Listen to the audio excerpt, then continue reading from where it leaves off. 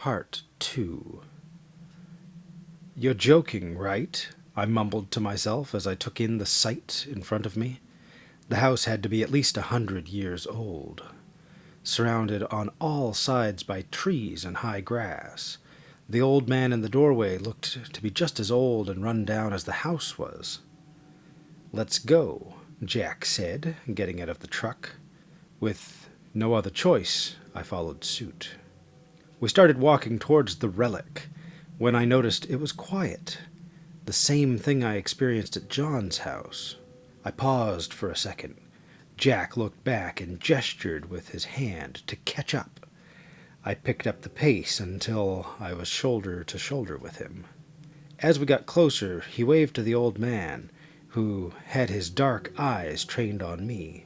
When we got to the steps, Jack told me to wait there. He walked up the steps that creaked and groaned under his massive frame and stood right in front of the man. They talked for a few seconds. All the while the guy kept his eyes on me. I couldn't make out what was being said, but the conversation ended in a handshake. But when they shook hands, the man pulled Jack in close and whispered something into his ear, Jack acknowledging with a slight nod. Jack turned back towards me and took a few steps towards the edge of the porch. "Come on up here, Mason." After seeing the animals and that black whatever it was in John's woods, I needed to know what I just stepped in. "Mason, this is Clyde. His family has owned this stretch of land almost as long as this town has existed. I met Clyde when I became a deputy here, after what happened to John and his friends," Jack said, gesturing towards Clyde. I studied the two men in front of me for a moment. "What the hell is going on in this town? What was that thing at John's house?" I blurted out. Clyde moved towards me with his hand out. I reached to shake it, and the man clamped down on mine like a damn vice. He said, looking me square in the eye, "Welcome to my home, Mason, but watch your tone, boy." I could feel pressure in my fingers from the blood not being able to circulate. While still squeezing my hand with a scary amount of strength, he looked me over and then began speaking. "So, Jack told me you've made your way over to John's house." He then released his grip, the feeling slowly starting to come back to my hand. I don't know what I saw, sir. It was just a black thing moving through the trees," I said, shaking the numbness away from my hand. Clyde gave me a hard look. "Yeah, you saw it. Or it let you see it. Either way, don't matter." What is going on in this town?" I asked nervously. Clyde simply turned his back and motioned for Jack and I to follow him inside. The inside of his home was old, but not run down looking like the outside. We made our way past the living room, which was filled with very old-looking furniture and tons of black and white photos on the wall. He walked down the long hallway towards the back of the house, which was also filled with old photos. Clyde stopped at a door to the left at the end of the hallway. When I got closer, I noticed the door was covered in strange symbols. I had never seen anything like these before. Plus, the door had one of the biggest deadbolt locks on the market. Clyde unlocked the door and stepped in, followed by Jack. You know that feeling you get when you know nothing but bad is going to come from a decision you're about to make? Well, right as I stepped into that room, there it was, punching me in the stomach. The room was covered in newspaper clippings, handwritten notes, and photos. It looked like a damn operations headquarters. In the middle of the room sat a table with 4 chairs. The two men I just followed already sitting down when I noticed it. "Have a seat, Mason.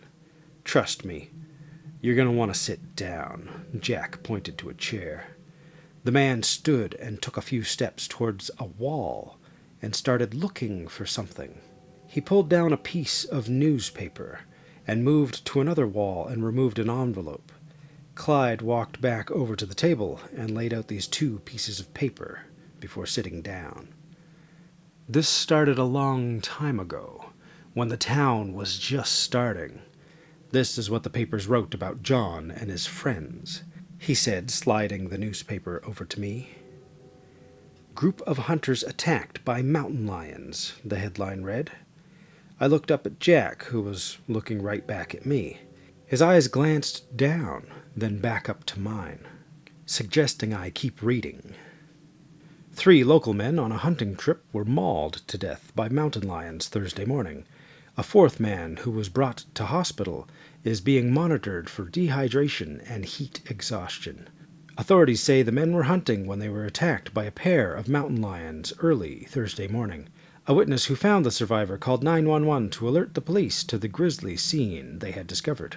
Authorities have not released the victims' names pending notification of their next of kin.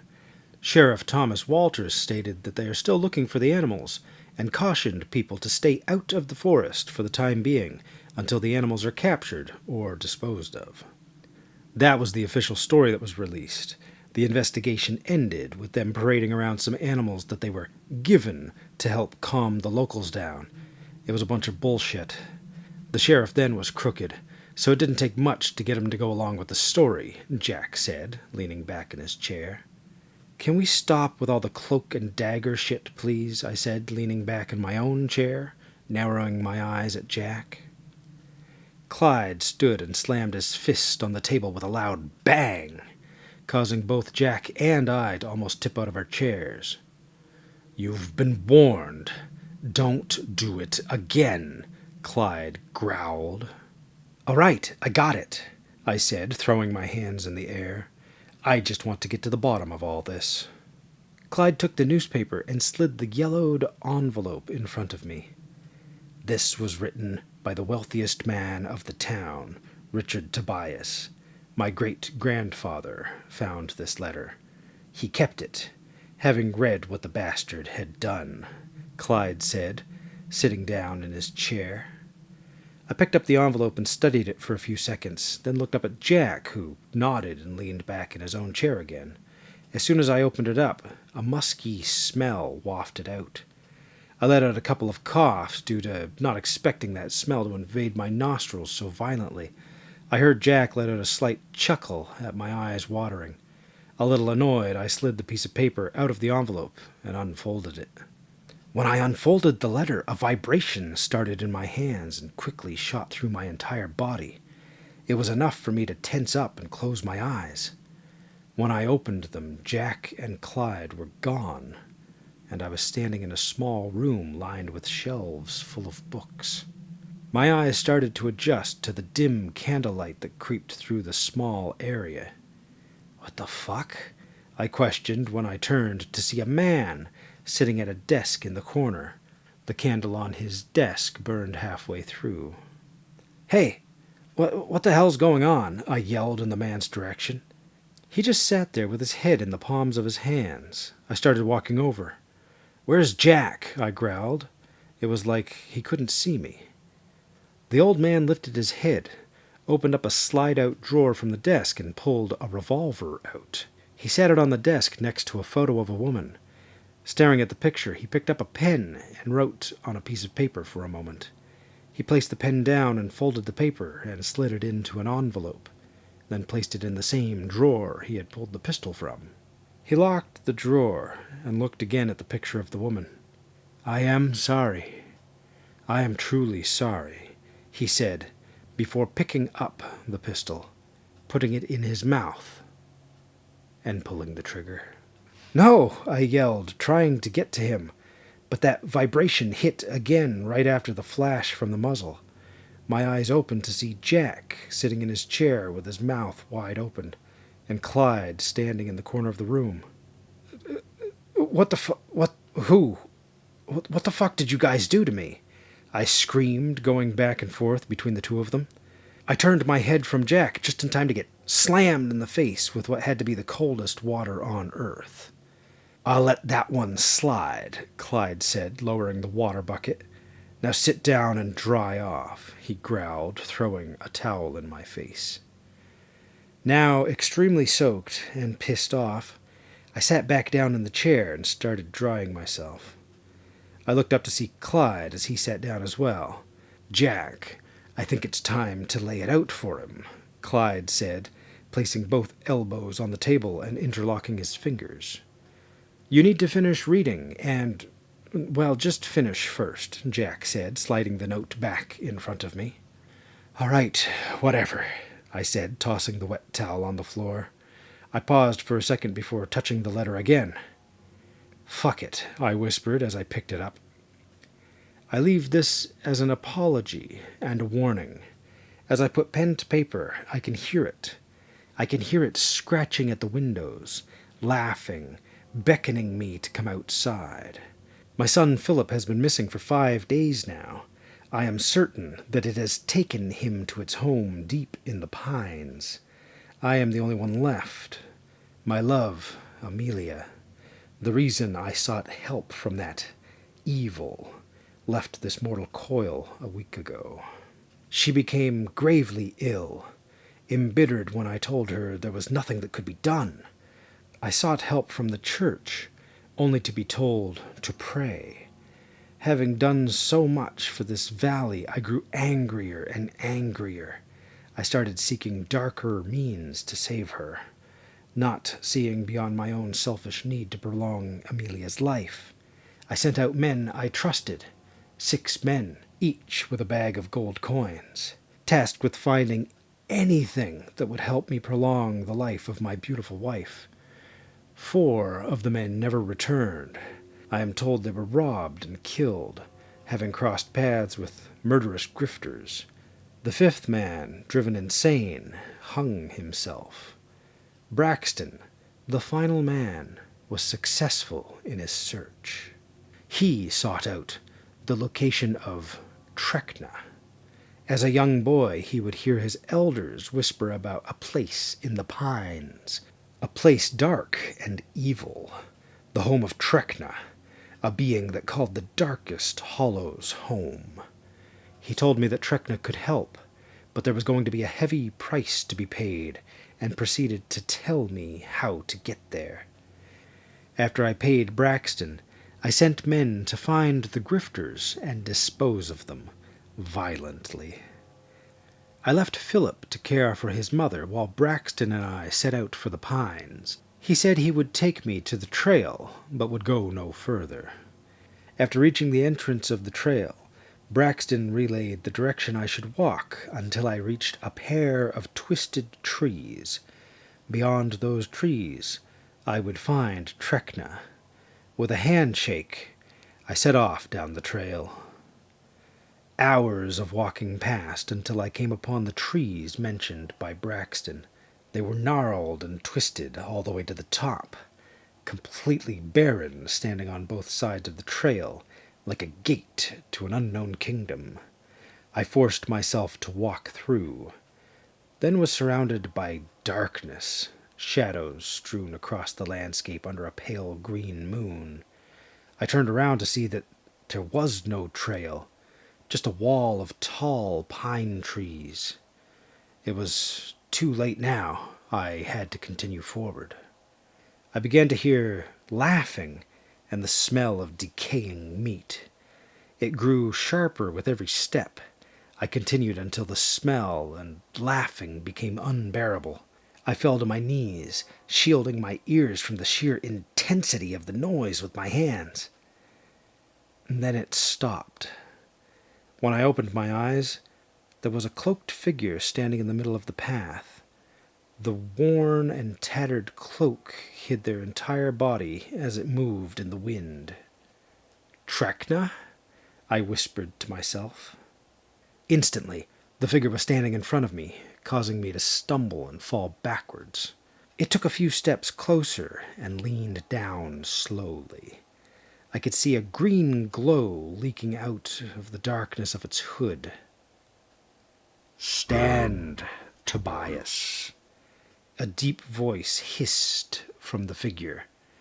It took a step back, allowing me a moment to gather myself and stand. I seek your help. I can pay you," I said, holding up a bag of gold coins. I do not want your gold. I have no use for it, Trekna hissed. I was told there was a price to pay for what I seek. Name it. I am a man of means and wealth, and can pay any price, I pleaded. Trekna raised both hands and started removing its hood. My God, I thought to myself, taking in the thing in front of me. The head was adorned in glowing green horns. Its black flesh was cracked and broken, with the same green glow emanating from beneath. Holes where its eyes and mouth were also streamed out this pale green light. You will surely know the price, and it will be paid, Trekna growled. It lifted its hand and tossed a small bag at my feet. This will give you 1 year with your bride, Trekna said, raising the hood back over its head. I bent down to pick up the bag. When I stood, Trekna was gone, and the forest had returned back to normal. I opened the bag, dumping the contents into my hand. A small vial filled with a shimmering green liquid. I started the trek back, nervous about the price Trekna said will be paid. I arrived back home and went to Amelia's bedside. Philip questioned where I had been, but I pulled the vial out from its pouch. That's none of your concern, I snapped at him. I opened the vial and leaned Amelia up so that she could drink it. I laid her back down, and she began to shake uncontrollably and stopped. Oh God, no. What have I done? I said as I started crying. I dropped my head into my hands and began to weep. Richard? I looked up to see my love sitting upright in our bed. All her beautiful color returned. Richard? What's going on? I feel amazing, Amelia said, placing her hand gently on my shoulder. I jumped out of the chair and hugged her. I thought you were gone, my love, I said into her ear. We have more time. The next year was spent making up for all the time I had dedicated to becoming wealthy. Time I cherished even more due to the forthcoming realization that Trekna's deadline was up. Amelia collapsed on the floor the exact day that marked 1 year. Philip and I buried his mother on our land. Then he became distant. One morning he told me he was going to town for a while. I have not seen my son since. Trekna appeared to me in a vision and said the debt was to be paid in blood, Philip's and mine. I know it has, Philip, and it is time for the debt to be paid. The spilling of my blood will open the gates of darkness into this land, and for that I am sorry. I love you, Amelia. Your husband, Richard. I raised my face from the letter and put it on the table. This Tobias asshole got the whole area cursed? I asked Jack. Trekna was already there, Clyde said. The thing at John's house is its hunter, the Dark. What we know about it is that small arms fire does nothing but piss it off, Jack spoke up. So how is it that I play into all of this? I asked, leaning back. Have you walked around your place, Mason? Jack asked. I narrowed my eyes at him. No. Why? You've got one of those trees on your property, Jack said, stroking his salt and pepper-colored beard. I jumped up. What? Why the hell didn't you tell me? I yelled at Jack, gripping the edge of the table. There was really no need for it at the time. It's been kind of quiet for a while.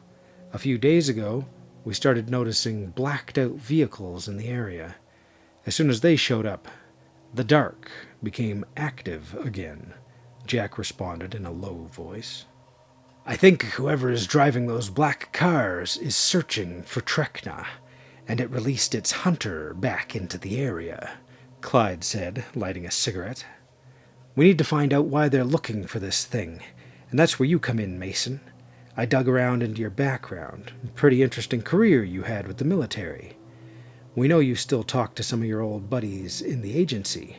We need you to find out who these people are and why they're looking for Trekna, Jack said, standing up from the table and putting his hands on his duty belt.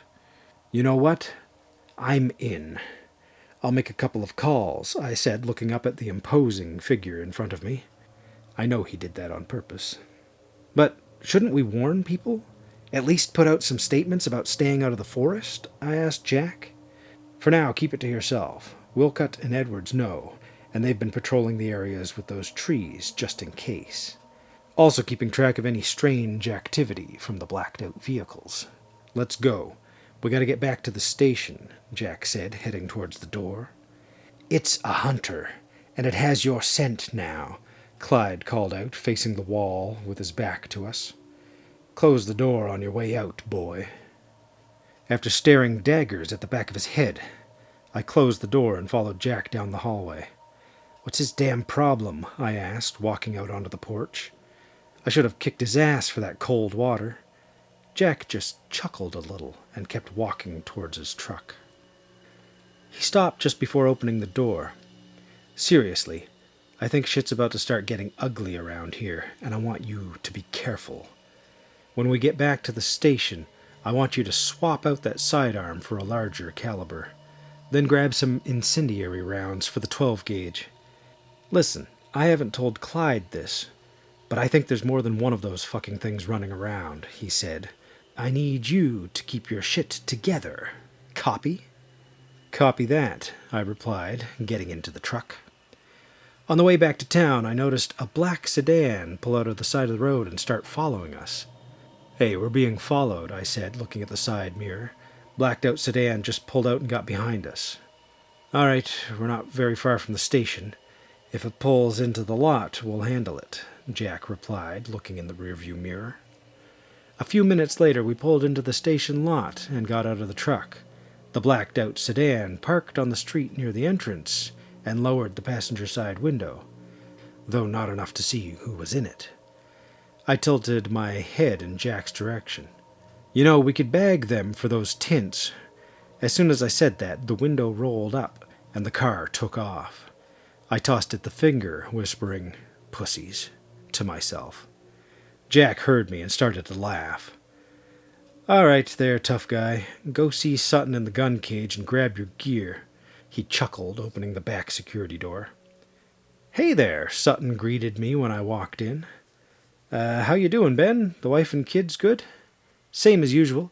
The damn boys eat everything in sight. One of them sniffed out some cookies I hid on a shelf in the garage. Savages, he growled. What can I get you? Jack told me to swap out my duty pistol for a larger caliber and pick up a case of incendiary rounds for the 12-gauge, I answered, putting my Glock on the counter. Oh, I see. The look on his face changing as he made sure the chamber was clear. Give me a minute. He pulled out a set of keys from his pocket and walked over to a safe behind him. After opening it up, he pulled out a black gun case and 4 boxes of ammunition, placing them beside him. Then he opened a small cage next to the safe and took out a few more boxes of ammunition and closed everything back up. He gathered everything together and brought it back to the counter, sliding the ammo boxes from the cage over. These are Dragon's Breath incendiary rounds for the 12-gauge. Very nasty stuff, he said with a little smirk.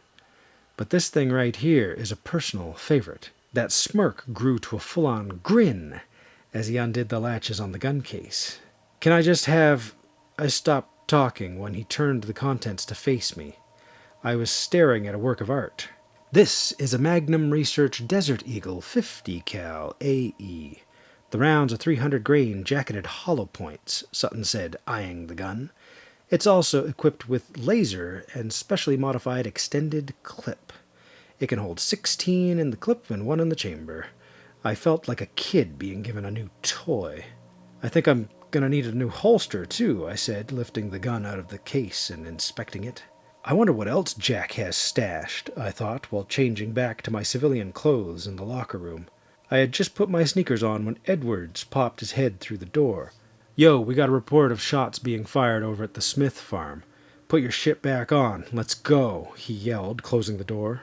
"Damn it," I mumbled while putting a vest on and grabbing my new toy. "I'll ride with you," I told Edwards while placing the shotgun in the holder in the front of his SUV. Mike Smith just called and said he shot a prowler that tried to get in his house. "We are meeting Wilcott and Jack there," Edwards told me as he exited the lot. We pulled up to the Smith farm a few minutes later, followed by Wilcott. Mike was standing on his front porch holding an AK-47, his wife and daughter holding on to him, crying. When we got out, he leaned the gun up against the porch railing. "I hope you fucking boys brought something big. That was no damn human," he said, clutching his wife and daughter as they all walked down the steps towards us. Senior Deputy Wilcott, a man only slightly smaller than Jack, moved to the front holding a pistol-grip 12-gauge shotgun with attached foregrip and flashlight. "What the hell is going on, Mike? Hey, Mason, put Allison and Kelly in the back of my unit with some blankets, then grab the M4 out of the trunk," he directed while looking at Mike. Kelly was getting Allison ready for bed when she saw something move from the window. I went outside with my AK and a flashlight around the side of the house and saw a fucking monster clawing its way up towards our bedroom window. I fired a few times, but the thing was so fast. It jumped from the damn house to the tree line 40 yards away. "Oh, what the hell was that?" Mike frantically relayed to Wilcott while pointing at the trees. Jack pulled up as Wilcott started talking to Mike. "Okay, put your family in your truck and head to the station." Wilcott put a hand on Mike's shoulder. "We are going to have a look around the property." Jack was now out of his truck and moving towards the back of it. He opened the back and pulled out an AA-12 full-auto shotgun, grabbed a drum mag, loaded it, and chambered a round. "All right, Mason, you're with me. Wilcott and Edwards take the other side of the house, and we'll meet in the back at the tree line," Jack ordered, closing the back of his truck. "Watch each other's backs and stay alert. Remember, it's a hunter, and a damn near perfect one." I scanned the tree line while Jack scanned the house. "Later on, you're going to show me the rest of your stash?" I asked Jack, pointing at his shotgun as we rounded the corner at the back of the house.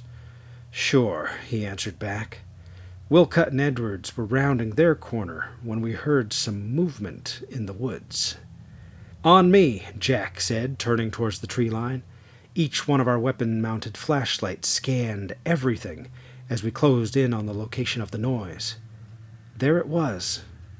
That fucking eerie quiet again. "Maybe we should get some more backup out here," I whispered. "I have other deputies on their way. For now, it's us."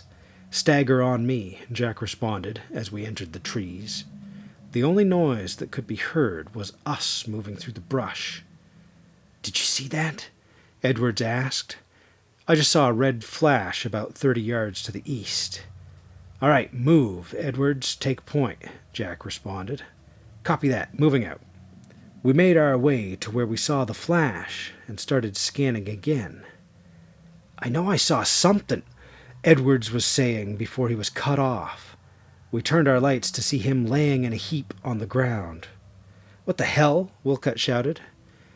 A man dressed in all black military gear stepped out from behind the tree Edwards was next to. A second later, we were surrounded by a dozen men in all black, with their lights and guns pointed at us. "You have no move here. Put your weapons down and come with us," the man, who I assume laid Edwards out, ordered from under a full face mask. "What the fuck is going on?" I said, dropping the M4. Wilcott and Jack doing the same. "You better hope Edwards is okay," Jack growled. Edwards started stirring. "What?" he mumbled, rubbing the side of his head. He looked around and saw the men standing over him. "Motherfucker," he shouted, trying to get up, only to have a gun shoved into his right eye. "I do not have orders to kill you, but I will execute you without hesitation." "Move again," the man said, cocking the hammer on the back of his handgun. All right, fuck," Edwards yelled, putting up his hands. "Now get up," he growled, keeping the gun in Edward's face as he stood up. "Do anything other than told, and you die. Move over there with the others." He made Edward's back step all the way to us with the gun in his face. The rest of the soldiers closed in on us and started removing our gear. "Who the fuck are you people?" I asked when one of them started removing my vest. "Nobody," was the reply. After we were all stripped of our gear, the men moved back into formation. "Moving to your location," the man who had pointed the gun at Edward said, after raising his other hand with a cell phone-like device. "Copy. Area is still hot. Leave 7 to continue search," a voice replied. He pointed at 7 of the men. "Continue the search. Scrub the area. The rest of you," he had looked at us, "move." We were led out of the woods at gunpoint to 2 waiting SUVs. One of the doors opened right before I felt a jolt of electricity in my side and blacked out. I don't know how long I was out. I came to with a black sack over my head. "The last one has woken up, sir," I heard a voice say from somewhere close. "All right, has the second team checked in yet?" the same voice from the device asked. "The second team is dead, sir. They made contact with the subject minutes after the first team left. The live camera feed did confirm previous thoughts. There are more than one. There is nothing left of the team," the voice close by answered. "Shit," was the response. "You dickheads mind taking this thing off of my head? It's hot in here," I heard Jack say. "Do it." The sack was yanked from my head and I became blinded for a few moments while my eyes adjusted to the light. When my vision cleared up, I started scanning the room. We were sitting at a metal table in the middle of a room, all of us facing the same direction. Between us and the opposite wall were 4 men in black with pistols pointed at all of us. The door on the side of the room opened, and a man wearing almost the same gear as the others walked in. He was wearing a full face mask with black as midnight sunglasses. He grabbed a chair from the corner and sat on the other side of the table from us. There were no markings to indicate who he was, other than a black diamond patch with a strange M pattern in the middle of it. "Who the fuck are you?" Jack growled. The man began to remove his helmet, and then his sunglasses. "I've been watching all of your careers." He placed his gloved hands on the table. "Stop the theatrics, asshole. My head is killing me," Edwards spoke up. "Fair enough," the man responded back. He removed the mask and placed it on the table. "Holy shit," I heard Wilcutt mumble. The man in front of us had had slash marks from the right side of his head to the bottom left of his jaw. One of the slashes was going through his right eye that was now milky white. "Wait a damn second," Jack uttered. "Hey, Jack. Long time no see," the scarred man said. What the fuck? What the fuck?" Jack stammered. The man looked at him. "We need to talk." That is unfortunately where part 2 of this series ends. I eagerly await the author's release of the 3rd part. Until then, I thank you for joining me, and wish you sweet dreams.